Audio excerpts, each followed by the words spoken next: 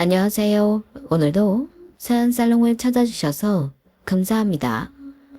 저는 머지않아 새아이의 할머니가 되는 60대 여자입니다. 남편을 제 나이 20들의 사고로 잃고 가족이라고는 아들 하나밖에 없었던 저는 지금은 손주들도 있고 아들과 며느리에 안싸돈까지 대가족을 이루고 살고 있어요. 그리고 바쁜 아들과 많은 식구들 챙기느라 힘든 일이 태반인 며느리는 요즘 여자들과 달리 눈에 넣어도 아프지 않을 손주를 무려 2씩이나 품에 안겨주고 또 그것도 모자라 한 명의 천사를 더 뱃속에 잉태하고 있는데 어디서 저런 복덩이가 우리에게 찾아왔을까? 항상 고마운 마음을 갖고 있어요. 아니, 그것을 떠나 저에게 며느리는 아주 특별한 존재인데 물론 며느리와 시어머니라는 인연 자체만 놓고 보아도 특별하다고 할 수 있지만 저희 인연은 그보다 훨씬 전부터 시작되었어요. 이런 말을 하면 어떻게 들을지 모르겠지만 저와 며느리는 며느리가 태어나기도 전부터 인연이 있었어요. 그러니 조금 오바해서 말하면 우리는 처음부터 가족이 될 인연이자 운명이었다고 생각하는데요. 그 이야기를 하려면 며느리가 태어나기 훨씬 전부터 시간을 거슬러 올라가야 하기에 지금부터 그 이야기를 소개해 드릴까 합니다. 장본인인 저조차도 신기하고 놀랍기만은 제 이야기를 부디 즐겁게 들어주세요. 앞서 언급했듯 저는 남편을 너무 빨리 잃었어요. 당시 저는 임신 막달이었는데 그러니까 한 달 차이로 제 아들을 태어나기도 전에 아빠를 여인 유복자가 되었는데 가진 것 하나도 없는 미망인과 유복자의 삶은 한시도 순탄했던 적이 없었네요. 그래서 먼저 떠난 남편에 대한 원망도 참 많이 했는데 그 원망도 지금 생각하면 그리움이었어요. 제 평생 저는 딱 한 사람, 남편만 사랑했거든요. 처자식 두고 일찍 간 그런 남자가 뭐가 그렇게 좋냐고 물어보신다면 글쎄요, 모든 것이 다 좋았다고 그 말밖에는 떠오르지 않는데요. 저희 남편은 지금 생각해도 성실하고 용감한데 전까지 많은 의로운 사람이었어요. 그래서 없는 형편임에도 남을 위해 헌신하기를 꺼려하지 않았는데 그렇기 때문에 항상 어느 누구도 하기 싫어하는 굳은 일을 본인이 도맡아 하곤 했었죠. 그리고 그 훈장으로 몸에 크고 작은 상처를 항상 달고 살았는데 남편은 제가 걱정할까 대수롭지 않게 굴었지만 저는 항상 상처투성이인 남편에게 불만이 많았어요. 남을 위해 무언가 한다는 건 아무나 할 수 없는 일이라는 건 알지만 그게 제 남편이라는 게 저는 싫었어요. 오빠, 또 다쳤어? 아니 거기엔 오빠 말고 사람이 없는 거야 뭐야. 왜 맨날 오빠만 다쳐오는 건데. 이번에도 오빠가 오지랖부려서 나서서 이렇게 된 거지. 도대체 왜 그러는 거야. 그렇게 한다고 돈을 더 받는 것도 아니잖아. 아유, 우리 마누라가 잔소리하는 거 보니 내가 집에 오긴 했나 보네. 성질 좀 그만 내. 내가 미숙해서 다친 거지. 다른 사람 때문에 다친 거 아니야. 다음부터는 조심할게. 한두 번이 아니니까 그렇지. 이것 봐봐. 몸에 아주 상처투성이잖아. 오빠 그냥 일 안 하면 안 돼? 다른 일도 얼마든지 있잖아. 전에 했던 배달 일도 이것보다는 낫겠다. 나는 괜찮아. 배달 일은 벌이가 너무 들쑥날쑥하잖아. 그리고 못 오는 날도 있고. 그럼 다시 공장 일을 해. 공장 일이 훨씬 안전하잖아. 공장은 3교대라 출퇴근도 불규칙하고 무엇보다 밤에 자기 혼자 두기는 불안해서 내가 싫어. 여기 일이 몸은 좀 힘들어도 일찍 끝나고 인건비도 높잖아. 앞으로 우리 애기도 태어나는데 아빠인 내가 한 푼이라도 더 벌어야지. 사람들이 하기 꺼려하는 일을 자처해서 하는 것도 그래. 그래야 앞으로도 계속 나를 쓰지 않겠어? 나는 젊잖아. 그래도 위험한 일은 싫단 말이야. 오빠 출근하면 내가 얼마나 마음 졸이고 기다리는지 알아? 네네. 앞으로 더 조심하겠습니다. 안전모드 쓰고 안전화도 신고 조심 또 조심할 테니까 이제 그만해라. 나 배고파. 힘쓰는 일을 해서 그런가. 돌아서면 배가 고프다니까. 아니다. 우리 그러지 말고 자기가 좋아하는 시장 떡볶이 사 먹으러 나갈까? 이것 봐봐. 남편 일찍 오니까 이렇게 데이트도 할 수 있잖아. 나 금방 씻고 나올 테니까 조금만 기다려. 이렇듯 남편은 공사 현장 일이 위험하긴 하지만 임금이 높다며 좋아했고 사실 저도 불안은 하지만 남편과 늦은 오후부터 쭉 함께 할 수 있어 솔직히 좋았는데요. 특히 남편과 시장 나들이 하는 걸 좋아했어요. 남편이랑 장도 보고 맛있는 것도 먹고 그렇게 들어와 저녁 시간을 보내고 있으면 반지하인 신혼방도 천국처럼 느껴졌죠. 저랑 남편은 같은 공장에서 일하다 만나 결혼하게 되었는데 둘 다 형편이 어려워 결혼식도 올리지 못하고 반지하에서 바로 결혼 생활을 시작했어요. 저희 둘은 시댁과 친정도 있긴 했지만 어느 한 곳도 실질적인 도움을 주는 곳은 없었거든요. 게다가 남편은 집안의 장남으로 시댁에서는 바라는 게 많았는데 그래서 저희의 결혼을 끝까지 반대하셨어요. 자기 아들이 돈을 더 보내줘야 하는데 가정이 생기면 그 돈을 못 받을까? 저를 반기지 않으시더라고요. 하지만 남편은 부모님이 아닌 저를 선택했고 저랑 결혼할 거면 시부모님이 먼저 연을 끊자 하여 그렇게 연이 끊어졌는데요. 제가 임신을 하고 남편 몰래 연락을 드렸을 때도 돌아오는 답은 없었어요. 아픈 시아버지와 남편 밑으로 동생이 셋이나 있는데 결혼을 한 자체가 불효라고 생각하신 거였죠. 그리고 정말로 철눈이 끊겨버렸는데 그건 저도 마찬가지였어요. 저는 시골에서 남아 선호 사상이 심각한 집의 딸로 태어나 오빠를 위해 희생을 강요받고 자랐는데 도저히 그렇게 계속 살 수 없어 집을 나왔거든요. 그리고 먹고 살기 위해 취직한 곳이 공장이었고 거기서 남편을 만나 가정을 이뤘는데 친정에 연락해 결혼 사실을 알렸음에도 친정에서는 별 말이 없었어요. 그러니까 저를 아예 남처럼 생각하고 있는 것 같더라고요. 이렇듯 서로 비슷한 가족에 대한 아픔과 갈증이 있던 저와 남편이었기 때문에 우리는 가난했어도 서로를 위하며 작은 것에도 행복해하며 살았는데 그렇게 사이좋고 금슬 좋은 부부로 살다 보니 제가 결혼한 지 1년도 되지 않아 임신을 하게 되었어요. 남편은 뜰 듯이 기뻐했지만 저는 사실 걱정이 많았죠. 임신을 한 몸으로 공장을 계속 다닐 수 없었거든요.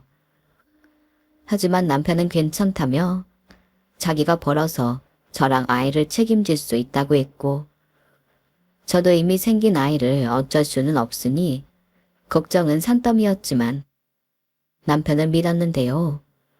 그렇게 제가 공장을 그만두고 남편은 더 많은 벌이를 쳤다. 공사 현장 노동일을 하게 되었어요. 그 일을 하기 전에 배달 운송일과 버스 운전 같은 일을 하기도 했는데 노동에 비해 돈이 얼마 되지 않아 남편이 걱정이 많았거든요. 그러다 아는 형의 소개로 건설 현장에 처음 일을 하게 되었고 젊고 건강한 몸으로 힘쓰는 일이 많이 어렵지 않았다는데 그날 하루 일을 하고 받은 수당이 꽤 많아서 남편이 아예 그쪽 일을 쭉 하길 원했어요. 그때 한참 우리나라가 아파트를 많이 짓던 시대였거든요. 그리고 그런 아파트를 짓는 일을 하며 남편은 언젠가는 우리도 이런 번듯한 아파트에서 남들처럼 행복하게 살아보자고 걸핏하면 얘기를 했었는데 그런 남편이 현장에서 사고로 세상을 떠날 줄은 꿈에도 몰랐어요. 그게 제가 출산일을 한 달 남짓 남겨두었을 때였는데 그렇게 천국이었던 제 세상은 한순간에 지옥이 되고 말았죠. 그리고 그 충격 탓에 예정일보다 일찍 아들애를 낳게 되었는데요. 솔직히 그 순간에는 기뻐할 수가 없었어요. 남편도 없이 저 필덩이 같은 아이와 어떻게 살아야 하나 눈앞이 캄캄했거든요. 그래서 그러면 안 되지만 나쁜 생각도 많이 했었는데 저도 사람이 모질지가 못해 그럴 용기는 없었어요. 또 남편이 남겨준 아이라는 생각에 저는 정신을 차렸는데요. 아무리 정신을 바짝 차린다고 해도 사는 건 녹록지 않았어요. 여자 혼자, 그것도 갓난아이를 키운다는 게 정말 어려운 일이었거든요.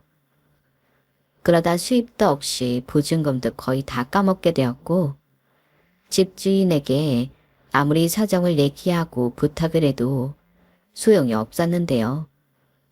그렇게 아이를 안고 거리에 나앉을 수밖에 없었어요. 정말이지 세상이 저랑 아이한테만 가혹하더라고요. 그래서 죽기보다 싫었지만 가진 돈을 탈탈 털어 제 발로 친정에 가기도 했는데요. 상황은 달라지지 않았어요. 친정에서도 저와 아이를 받아주지 않았거든요. 대신 동네에 얼쩡거리지 말고 빨리 올라가라고 차비는 던져줬는데 그 돈도 받기 싫었지만 정말 돈이 없어서 그 돈을 받고 울면서 다시 서울로 올라왔어요.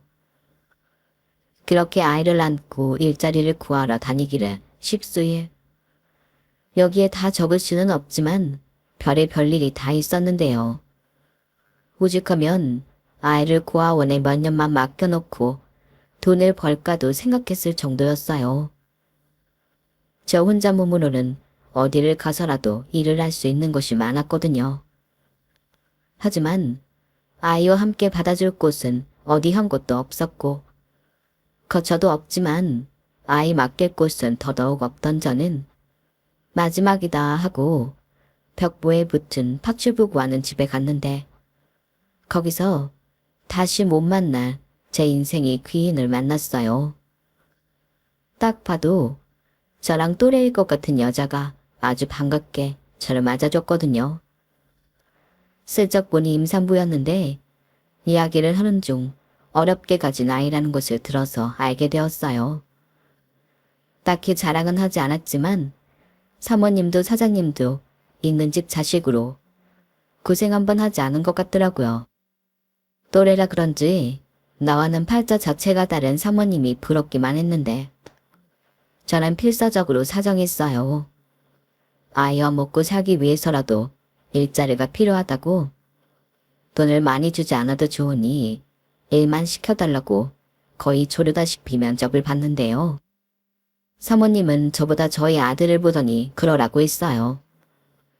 사실 자기는 다른 사람을 집에 들이는 게 싫어서 면접 오는 족족 거절을 했다고 했는데 저는 또래이고 사정도 딱하니 그러자고 선뜻 제 손을 잡아주었죠. 게다가 아이와 함께 출근해서 일을 해야 하는 제 사정을 듣고는 근데 댁은 어디예요? 여기서 가까우세요? 라고 말했고 딱히 거처가 없어 교회와 성당 또 쉼터 같은 곳에서 머문다고 이야기하니 참은 깜짝 놀랐는데 그러더니 저에게 잠깐만 기다려보라고 하더니 부산스럽게 움직이기 시작했어요. 그리고는 한 1, 2분이 지났을까? 여기 좀 와볼래요? 라며 저를 불렀고 저는 부르는 소리에 아이를 안고 사모님이 있는 곳으로 갔는데 거기엔 크진 않았지만 큰 창문이 있는 방이 하나 있더라고요. 여기가 오랫동안 창고로만 써서 먼지가 많은데 청소하면 지낼만 할 거예요. 네? 지내다니. 사모님 설마. 아이랑 언제까지 밖에서 떠들 수는 없잖아요. 어차피 여기에 매일 와서 일하시는 거니까 그냥 이 방 쓰세요. 입주도 미하시면 되잖아요. 아니 그래도요. 저를 언제 보셨다고. 언제 봤는지가 중요해요? 솔직히 제가 원래 오지랖이 넓은 사람은 아닌데 아줌마, 아니 언니가 아니라 애기 봐서 그러는 거예요. 저 조그만 애기가 너무 고생하잖아요. 그래도 제가요, 지금 임신 6개월인데 아이를 정말 어렵게 가졌어요. 유산을 무려 3번이나 하고 어렵게 얻은 아이거든요. 그래서 애기한테는 무한정 마음이 약한 편인데 제가 사정을 몰랐으면 몰라도 알면서 어떻게 그래요? 불편하게 생각하지 마시고 집 얻을 동안만 여기 쓰세요. 저는 나이도 비슷한 것 같고 언니가 좋거든요. 사모님은 저에게 줄곧 저렇게 언니 언니 하면서 저에게 갖은 호의를 베풀었어요. 그리고 저녁에 퇴근한 사장님을 보니 자기 아내를 엄청 챙기고 사랑하는 게 느껴졌는데 그날은 저도 남편 생각이 많이 났었죠. 솔직히 일자리를 구한 건 기뻤지만 동정을 받았다는 사실에 못난 자존심이 상해 그날은 쉬이 잠들지 못했는데 그래서 더 일을 악물고 돈을 벌고 싶었어요. 이런 수모는 밖에서도 많이 당해 그저 빨리 돈을 벌어 저도 남들처럼 제 아이를 키우겠다는 그 마음 하나밖에는 남지 않았었죠. 그렇게 시작한 일이었어요. 솔직히 파출부일은 처음이긴 해서 무식하게 일을 했는데 다행이라고 해야 하나? 사모님은 까탈스럽지도 않고 그저 둥글둥글한 성격으로 걸핏하면 언니 쉬면서 해요. 저랑 차 한잔 마실래요? 마침 목이 좀 말라서 라고 했는데 그때 이야기를 정말 많이 했네요. 언니는 아기 낳을 때 아팠어요? 다른 사람들 얘기 들어보니까 엄청 아프다고 하던데. 그게 저는 아픈 줄도 몰랐어요. 정말요? 언니는 치질이었나 보다. 아니면 다른 관리 같은 거 했어요? 그게 아니라 남편이 사고로 죽어서 그 충격 때문에 다른 건 아픈 줄도 모르겠더라고요. 아, 미안해요. 제가 괜한 걸 물어봐서. 아니에요. 오히려 생생하게 알려주지 못해서 제가 죄송하죠. 아마 사모님은 무탈이 잘 나으실 수 있을 거예요.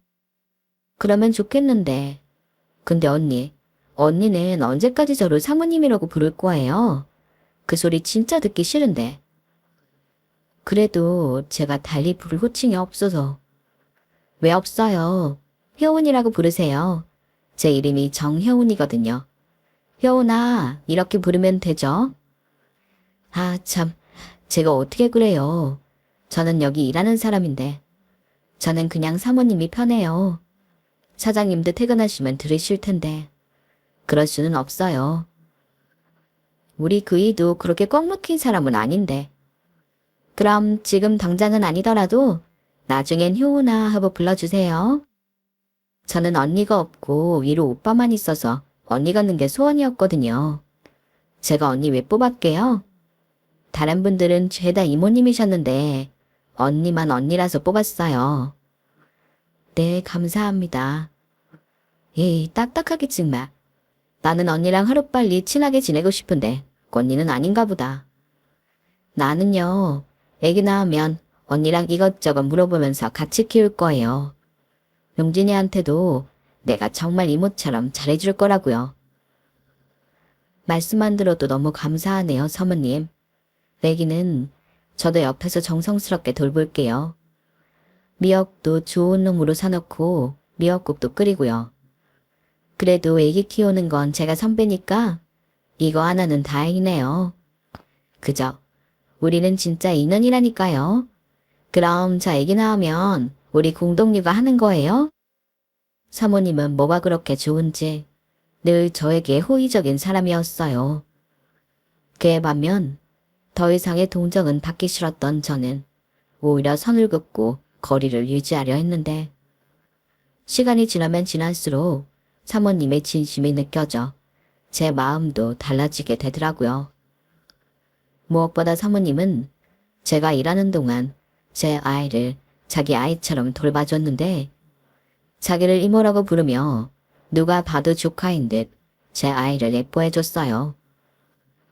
그걸 보는데 내가 그동안 괜한 자격지심으로 좋은 사람을 못 알아봤구나 싶었고 그 이후부터는 저도 마음에서 우러나와 최선을 다해 일했는데 사모님 먹는 것도 신경을 많이 썼고 출산 준비물 생각할 때도 진짜 내 동생이 아이를 낳는다는 생각으로 옆에서 많이 성심성의껏 도왔는데요.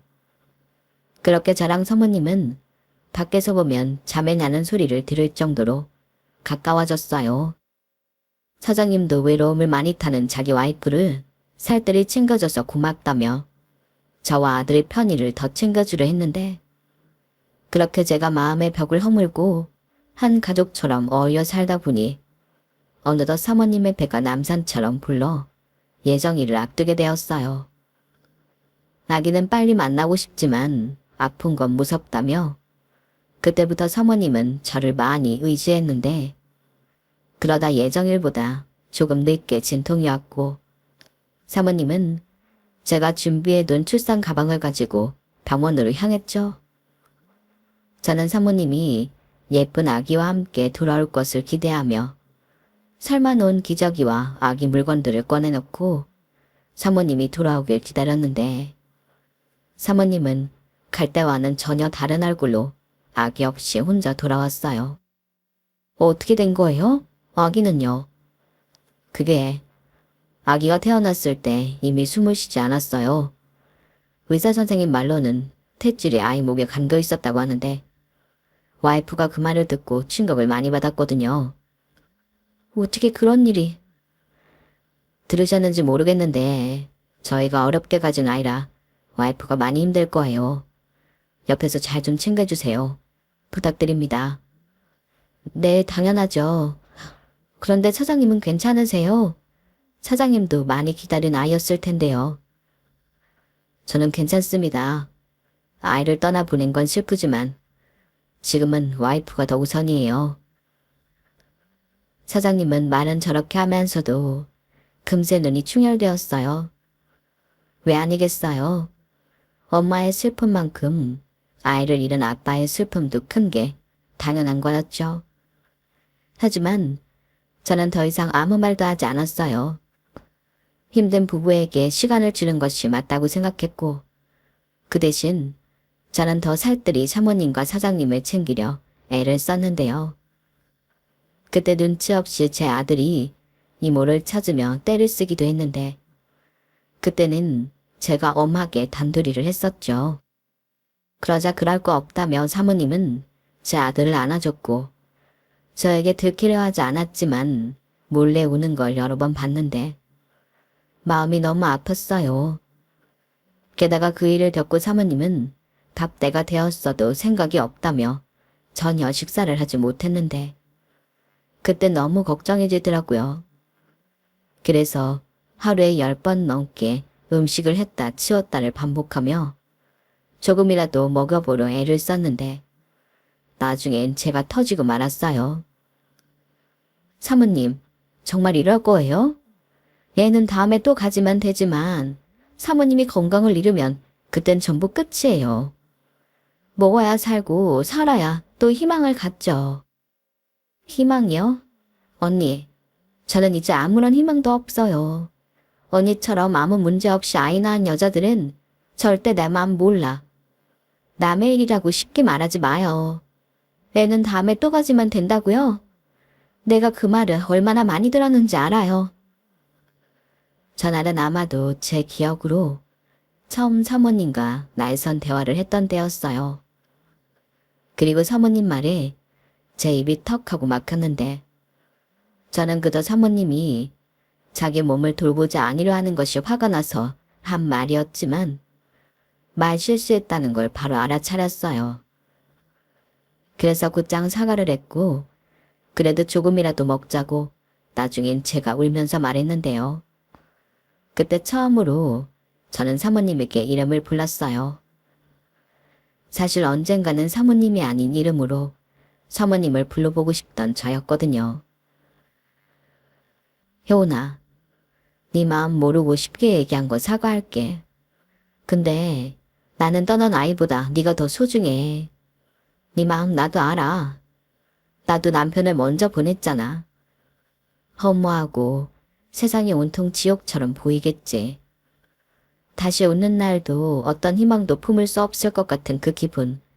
내가 왜 모르겠니? 근데 나한테 우리 용진이가 있었듯 효은이니 옆에도 너를 사랑하는 사람들이 있어. 자기도 아픈데 자기 아픈 것도 모르고 저만 걱정하는 사장님이 있고 친동생도 아니지만 네가 혹시 쓰러지기라도 할까 하루 온종일 부엌 가스불 앞에 앉아있는 나도 있고 아무것도 모르고 이모만 찾는 용진이도 있잖아. 힘들겠지만 우리를 봐서라도 조금만 힘을 내주면 안 되겠니? 나는 말이야. 세상 절벽 끝에서 효은이 너를 만나 이렇게 살고 있어. 그때 나는 말이지. 여기서 일을 못하면 우리 용진이 고아원에 맡길 생각까지 하고 있었거든. 뭐? 언니, 정말 그런 생각까지 했던 거야? 너무 힘들었거든. 세상에 내 편이라고는 하나도 없고 너무 죽을 것 같아서 그런 생각까지 했었어. 그때 너를 만난 거야. 네가 나를 구한 거야. 그러니 나도 너한테 도움이 되고 싶어. 아기가 아직은 준비가 되지 않아서 다시 갔다고 생각하자. 금방 다시 엄마 아빠 찾아올 거니까 포기하지 말자. 언니가 종교는 없지만 밤낮으로 기도할게. 내가 내일부터 근처 교회에 새벽 기도라도 다닐 거야. 언니, 그날 사모님, 아니 효은이는 피를 토하듯 울음을 토했어요. 그리고 제품에서 얼마나 오랫동안 울었는지. 그날은 초저녁부터 잠이 들었는데 그날 이후부터는 밥도 조금씩 먹고 다시 예전에 밝았던 효은이로 돌아갔는데요. 달라진 건 딱 하나 있었죠. 제 호칭이 사모님에서 아이 효은이라고 바뀌었어요. 한번 그렇게 부르기 시작하니 효은이가 사모님 소리 하기만 해보라며 무섭지도 않은 동그란 눈을 부릅떴고 저는 효은이에게 하루라도 빨리 예쁜 아기가 찾아왔으면 하는 바람으로 정말 교회를 다니며 기도를 했는데 그렇게 무려 6년이 지난 후 효은이는 임신을 했어요. 그 소식을 들었을 때는 얼마나 기뻤는지 제가 하느님에게 왜 제 기도 안 들어주냐고 이제 교회도 안 다니고 성금도 안 낼 거라며 화를 낼 때였는데 그날 이후 감사하다고 또 기도를 드리며 이번에는 무사히 건강한 아이를 낳게 해달라고 또 기도를 했죠. 그러는 사이 저는 돈도 제법 많이 모았고 아이 유치원도 보내며 살만해졌는데요. 아들애를 생각해 효은이네 집에서 나갈까 생각을 했다가도 효은이와 헤어지는 게 싫어서 매번 주저앉았어요. 효은이 역시 절대 싫다며 저에게 나가지 말라고 했고 우스운 소리로 언니 돈 모아서 집 살 때 나가. 그때 내가 아주 TV에 냉장고에 세탁기까지 세트로 해줄게. 나는 이제 언니 없으면 심심해서 못 산단 말이야. 이런 말까지 했는데 저 역시 이젠 효은이 없으면 너무 적적할 것 같아서 나갈 엄두를 내지 못했어요. 그런데 이제 아이까지 생겼으니 힘든 동생을 혼자 둘 수 없었고 속으로 내심 효은이 아이가 3살쯤 되었을 때 나가자 싶었는데요. 그땐 정말로 작은 집이라도 하나 사서 나갈 수 있으면 좋겠다고 목표를 세웠어요. 하지만 그런 꿈 같은 생각도 잠시 세상 일은 뜻대로 되지 않는다는 걸 보여주기라도 하듯 또 일이 발생하고 말았는데 이번엔 효은이네 집에 문제가 생겼어요. 사장님이 사업을 하고 계셨는데 그 사업이 하루아침에 부도가 난 거죠.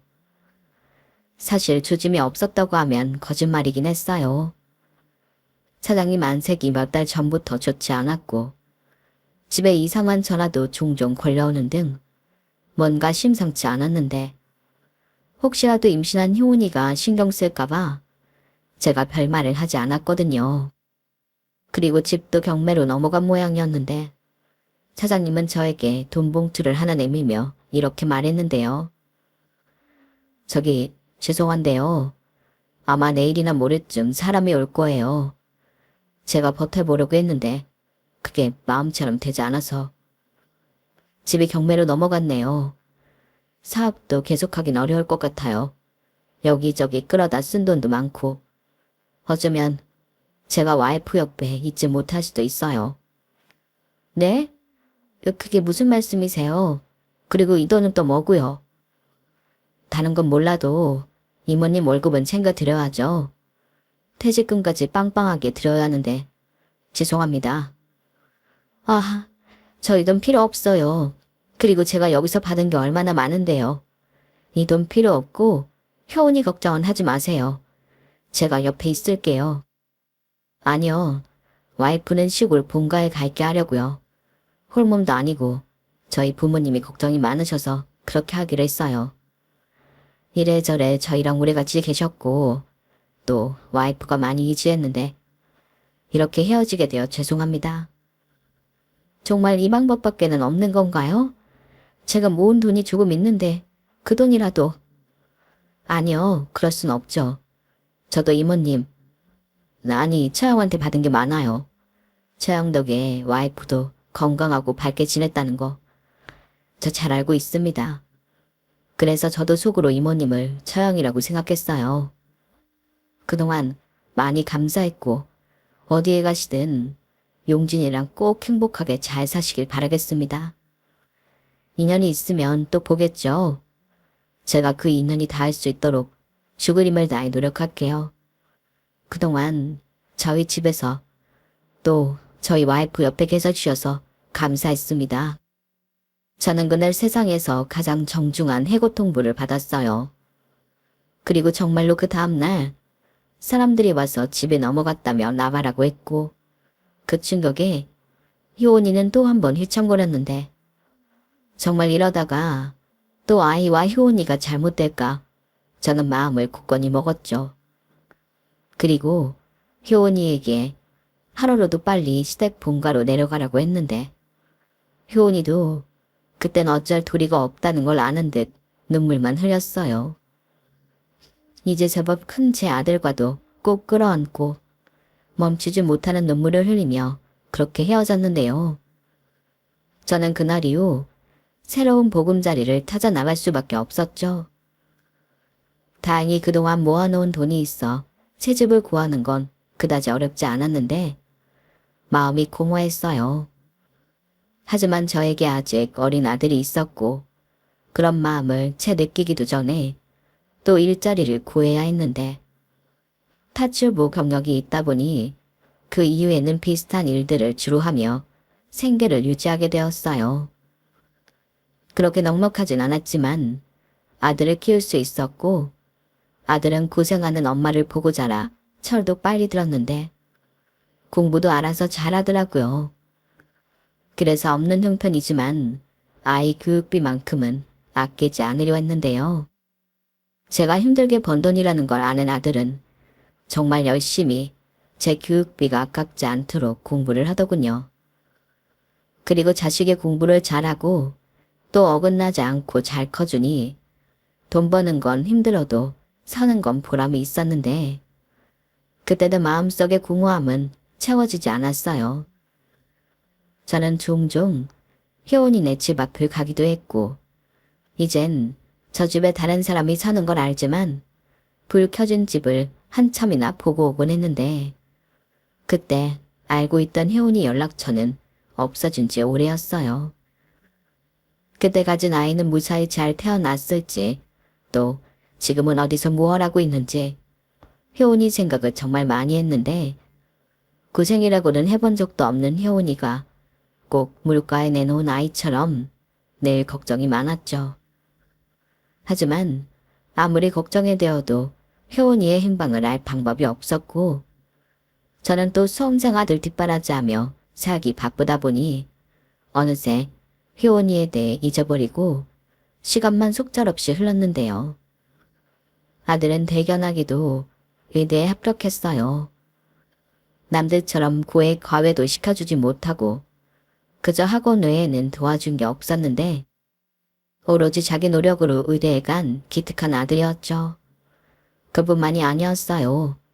제가 자기 등록금 벌기 힘들까봐 대학에 들어가서도 공부만 하던 아들이었는데 자기는 자기 좋으라고 하는 공부라고 했지만 제가 제 속으로 낳은 아들 속을 모를 리가 없었죠.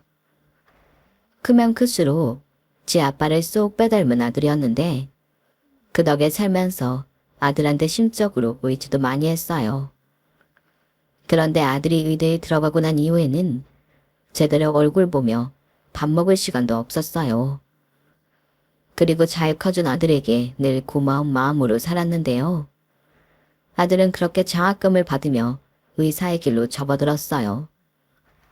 그러면서 틈틈이 자기도 바쁠 텐데 의료봉사도 다니고 어렵고 힘든 사람에게 가장 가까이 있는 의사가 되겠다는 꿈을 키우는 아들이었는데 아들의 모습에서 남편의 인품을 느낄 수 있었죠.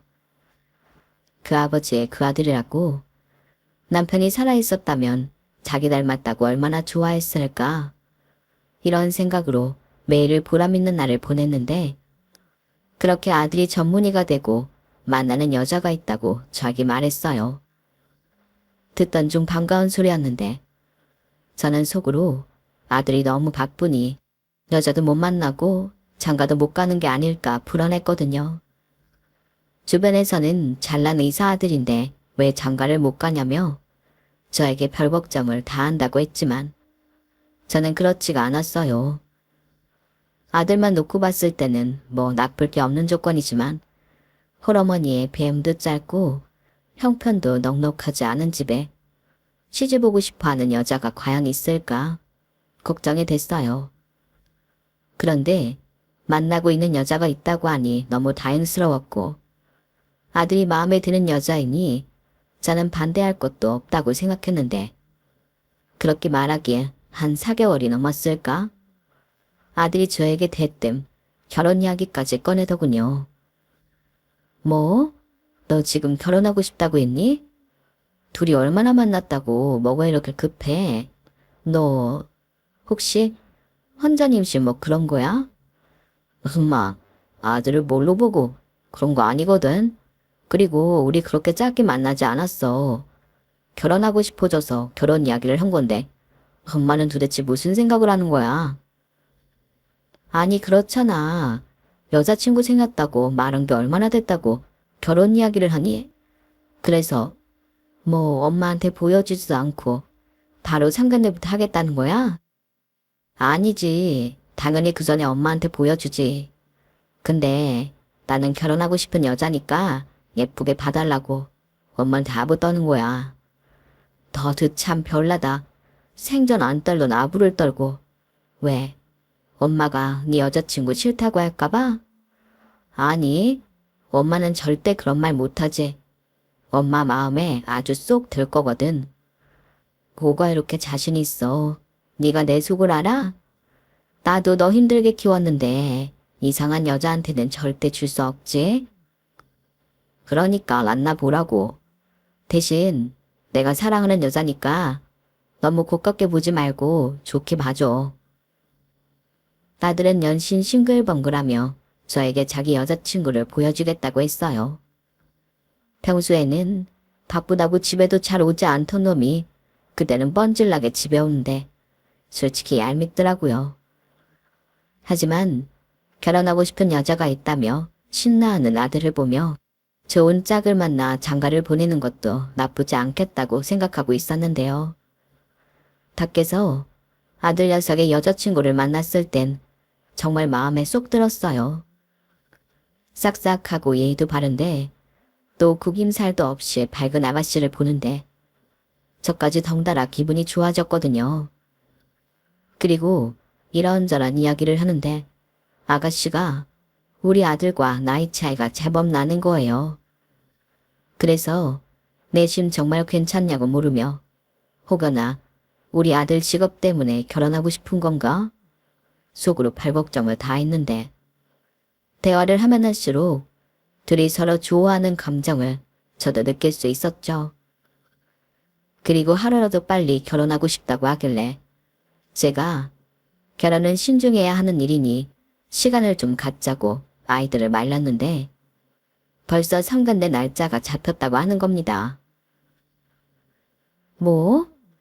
나도 모르는 상간내 날짜라니. 아무리 너희들이 결혼하고 싶어도 이건 아니지 않니?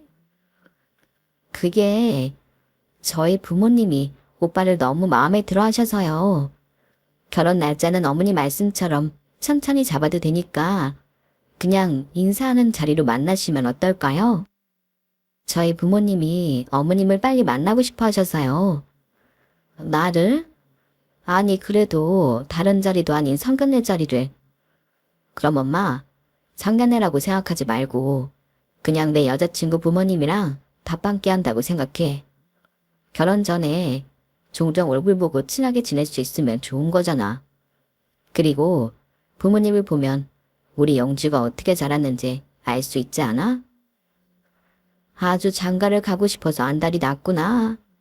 그래, 내가 일단 궁금은 하니까 만나기는 하는데 결혼은 천천히 하는 거다.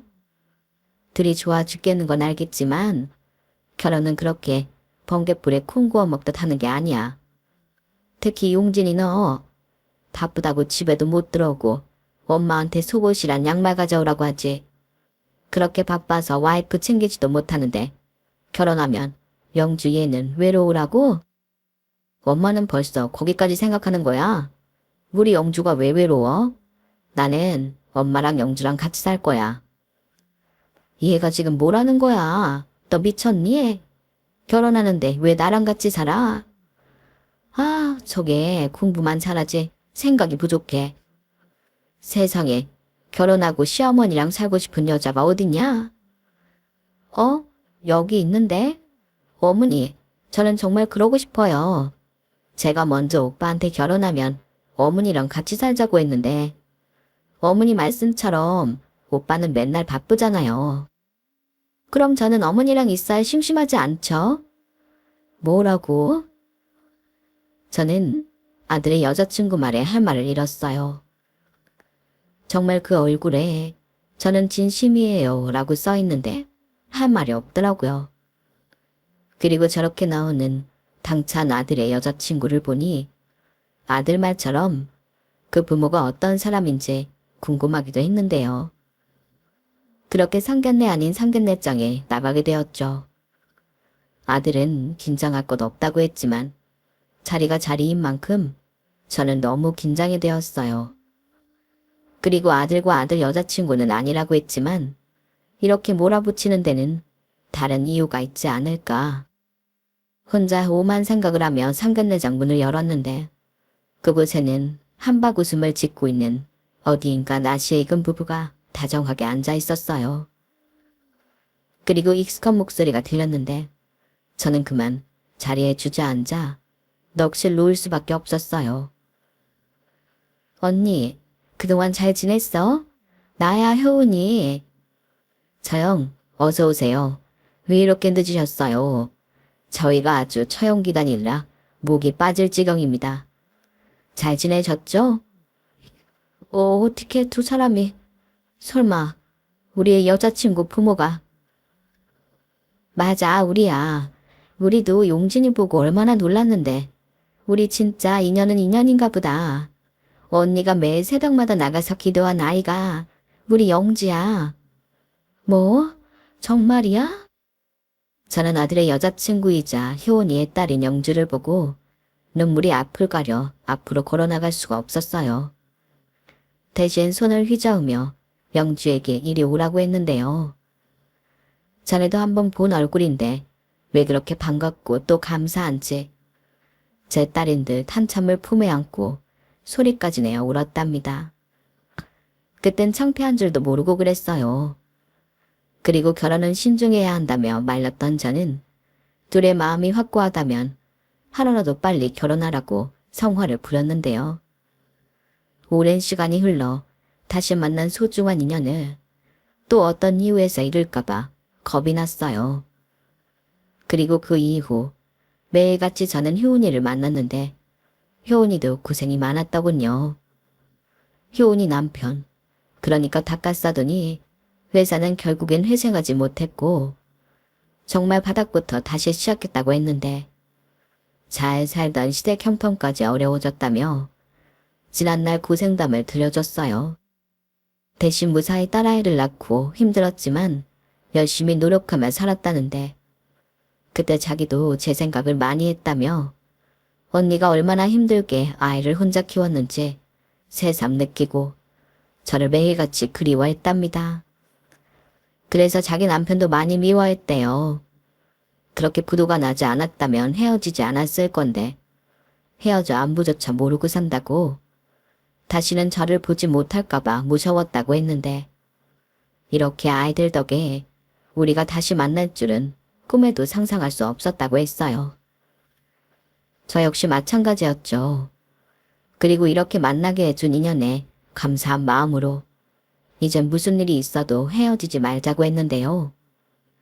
또 아이들이 만나게 된 계기가 닭가 싸더니 건강이 좋지 않아 병원에서 만났다고 했어요. 내가 그때 몸이 별로 좋지 않아서 우리 딸이 자기 아빠랑 병원을 다녔거든. 우리 남편이 간암이라 수술을 했었는데 그게 잘 되지 않았는지 고생을 많이 했어. 그때 우리 딸이 회사 연차 내고 나 대신 지 아빠 병간호를 했는데 둘이 그렇게 만났더라고. 정말 들어도 너무 신기하다. 근데 너 몸이 왜 안 좋아? 지금도 안 좋은 거야? 아니, 지금은 괜찮아. 나도 유방암 1기였거든. 뭐? 우리 딸이 정말 마음고생 많이 했어. 엄마도 암, 아빠도 암. 얼마나 무서웠을까? 근데 나 닮아서 편하지 않고 씩씩하게 구는데 난 다 보이더라. 그럼 엄마니까. 그치? 내가 정말 이 엄마 소리 한번 들어보려고 그 고생을 다 했는데 아니지. 언니 덕에 내가 엄마 소리 듣고 우리 딸한테 효도도 받고 그랬지. 근데 둘이 그렇게 만났다고 하니 모든 게 다 감사했어. 그래서 지금도 치료받는 거야? 아니, 나는 워낙 초기에 발견했고 빨리 치료해서 괜찮아졌는데 그래도 조심해야 하니 신경을 쓰는 거지. 대신 영주 아빠가 많이 아팠어. 저 사람이 미련하게 참아서 병을 키웠더라고. 영주가 간이식까지 해줬다니까. 뭐? 정말? 아니 저 어린 게. 나도 말렸는데 지가 하고 싶다고 했어. 미안하지. 낳아놓고 잘해준 것도 없는데. 그래서 옛날 생각 진짜 많이 했어. 우리 잘 살 때 태어났으면 얼마나 좋았을까. 정말 공주처럼 예쁘게만 키웠을 텐데. 예뻐. 지금도 얼마나 예쁜데. 그렇지. 우리 딸 예쁘지? 용진이도 너무 잘 컸더라. 역시 우리 언니야. 언니 닮아서 똑똑하고 멋있어. 그러니까 우리 애들 결혼시키고 이젠 2번 다시 헤어지지 말자. 아니, 애들이 결혼 안 한다고 해도 우리 이제 헤어지지 마. 그래, 뭐가 됐든 우리 이젠 정말 헤어지지 말자. 언니 옆에 꼭 붙어 있어. 알았지? 저는 효은이의 말을 듣고 사실은 많이 속상했어요. 저도 모르는 사이 두 부부가 아팠다는 것도 안쓰럽고 어린 딸이 간 이식까지 해줬더니 그것도 참 속상했는데 그런 아이들 내가 왜 마다하나. 하루라도 빨리 며느리 삼고 싶더라고요. 그래서 아들에게 마음이 있으면 결혼 준비를 하라고 얘기했고 아들은 얼굴 가득 화색을 보이며 안 그래도 그러고 싶었다고 했는데 그 모습을 보니 이젠 저만의 아들이 아니라는 걸 알 수 있었어요. 이미 영주밖에 모르는 놈이 되었더라고요. 어쩌겠어요. 제 아빠도 그런 남자였는걸요. 그렇게 둘은 결혼식을 올렸어요. 대단하게 많은 걸 준비해서 하는 결혼은 아니었지만 둘이 하니 저도 좋았어요. 그리고 농담인 줄 알았는데 정말로 저랑 같이 살자고 하는 두 녀석에게 저는 싫다며 한동안은 도망 다녔는데 그래서 조건을 건 게 며느리가 임신을 하면 그때는 같이 살겠다고 했었죠. 바쁜 아들 대신 제가 며느리를 챙길 마음이었거든요. 그런데 결혼하고 5개월이 흘렀을까? 임신했다며 며느리가 먼저 합건놀이를 하는데 그땐 별 수 없이 제가 짐을 쌀 수밖에 없었어요. 정말 이것들이 작정을 한 건지 저도 어쩔 수가 없었는데 그때 효은이도 거의 매일 출근 도장을 찍었죠. 그렇게 셋이 어울리며 한동안은 즐겁기만 했는데 바깥사돈인 효은이의 남편의 증세가 급격하게 나빠졌어요. 이식을 했기에 괜찮을 거라고 생각했는데 그게 별로 오래가지 못한 것이 문제였죠. 그리고 며느리가 첫 아이를 낳고 100일이 지났을 무렵 예쁜 손녀를 안아보지도 못하고 바깥사돈이 세상을 떠났는데 그땐 좀 온 가족이 많이 힘들었어요. 저도 옆에서 오래 봤지만 가족을 끔찍하게 아끼던 분이라는 걸 잘 알아. 가족들 곁을 떠나기가 얼마나 힘들었을까. 마음이 아프더라고요. 그래서 그때는 며느리에게 말해 효은이 집에 머물렀는데 그렇게 반년 가까이 있다 보니 효은이랑 같이 살아야겠다는 생각을 하게 되었어요. 그래서 아들에게 말해 새 집을 정리하고 진짜 우리 집을 마련하자고 했는데요. 아들이 좋다고 자기한테 맡겨달라고 하더군요. 그리고는 며느리랑 상의하고 일을 진행하는데 일사천리였어요. 그렇게 마당이 있고 2층인 우리 집을 매매하게 되었고 저랑 안사돈인 효은이는 1층에서 아들과 며느리는 2층에서 지내며 지금까지 살고 있어요. 마당에서는 아직 어린 손주들이 뛰어놀고 하는데 집안 전체에 아이들 웃는 소리가 퍼지면 저절로 미소가 지어진답니다. 아이들 덕에 효은이도 힘을 내는 듯 했어요. 그러니까 저 조그만 아이들이 벌써 큰 효도를 하고 있는 셈이었죠. 며느리는 2살 터울로 아이들을 낳았고 또 4년 만에 셋째를 가졌는데 요즘은 정말 정신이 하나도 없어요. 본격적으로 말을 듣지 않는 손주들과 대가 남산만한 며느리를 챙기는 일이 쉽지 않거든요. 거기에 효은이와 요즘 건강 챙긴다고 등산을 하고 있는데 이건 뭐 몸이 10개라도 모자랄 지경이에요. 아이러니하게도 그 덕에 체력은 좋아졌는데 가끔은 혼자였던 시간이 살짝 그립기도 합니다. 그땐 정말 일을 나가지 않으면 할 일이 없었거든요. 그래서 사는 게 무료하다고 생각했던 적도 있었는데 그런 생각을 했던 과거의 저는 복에 겨운 사람이었어요. 아무것도 안 해도 되는 게 얼마나 좋은 건지 몰랐을까요? 하지만 그런 생각도 잠시 대식구들 챙기며 웃고 있는 저를 발견하곤 하는데 저는 그럴 때마다 하늘을 올려봅니다.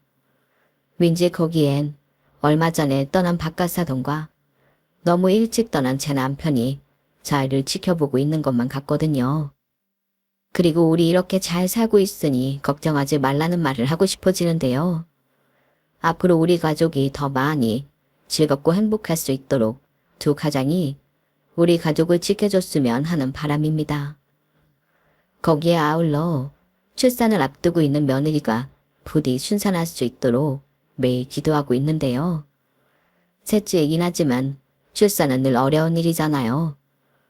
그런 어려운 일을 무려 3번, 아니 간이식까지 4번이나 하는 며느라이들 보며 저는 아이를 떠나서 안쓰럽고 존경심이 들 지경입니다.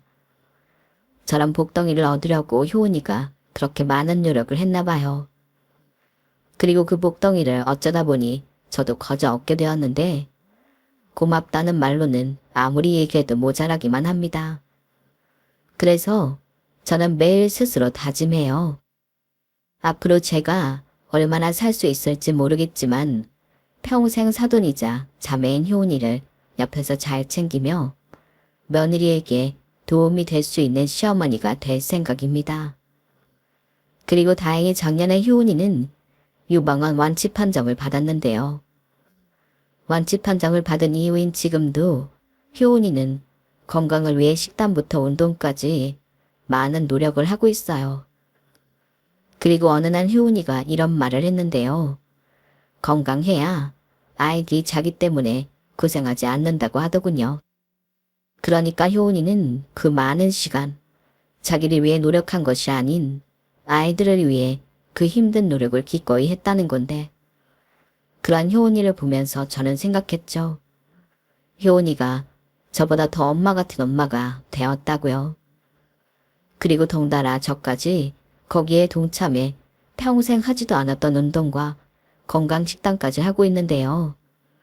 효은이의 말처럼 저도 아이들에게 짐이 되지 않도록 건강을 잘 챙기려고요. 그리고 저는 요즘 다시 새로운 기도를 시작했는데 그 기도의 내용은 이렇습니다. 앞으로 큰 욕심 없이 지금처럼만 살게 해달라고요. 저는 이미 너무 많은 걸 받았고 누리고 있기에 이젠 그 어떤 욕심도 없거든요. 그리고 매일 지금에 감사하며 남은 시간은 우리 가족을 위해 노력하며 살고 싶다고 기도를 마무리하곤 하는데, 엄마라는 존재가 그런 것 같아요. 자식과 가족의 행복을 바라는 사람, 그게 엄마더라고요. 그리고 끝으로 하고 싶은 말도 있는데요. 제가 전에 어디선가 들은 말인데 아침이 오기 전이 가장 어둡다는 말을 들은 적이 있어요. 그 말을 듣는데 왜 그렇게 옛날에 힘들었을 때가 떠오르던지, 제가 갓난 아기인 아들을 데리고 처음 효은이 집을 찾았을 때가 어찌 보면 제 인생에서 아침이 오기 전 가장 어두웠던 때가 아니었나 싶어요. 그리고 거기서 희망의 씨앗을 발견하고 또 아침을 맞으며 지금의 행복을 누리며 살고 있는 것이 아닌가 싶은데, 부디 지금 현재가 어려우신 많은 분들에게도 그런 기적 같은 아침이 꼭 찾아오기를 간절히 바라는 마음입니다. 결국엔 포기하지 않고 최선을 다해 살면 되는 거더라고요. 그러니 포기하지 말고 꼭 모두 행복해지세요. 부디 그러길 간절히 바라며 제가 소개하고 싶었던 제 사연을 마치도록 하겠습니다. 글을 쓴다는 게 생각보다는 참 어려운 일이었는데 제 사연 끝까지 들어주셔서 대단히 감사합니다. 그럼 항상 건강 잘 챙기시고 모두 따뜻하고 행복한 아침을 맞을 수 있는 인생이 되시길 바라겠습니다. 감사합니다. 여러분, 사연 댓글에 응원과 현명한 조언 부탁드려요. 좋아요와 구독은 저에게 큰 힘이 됩니다. 오늘도 좋은 일 가득하세요.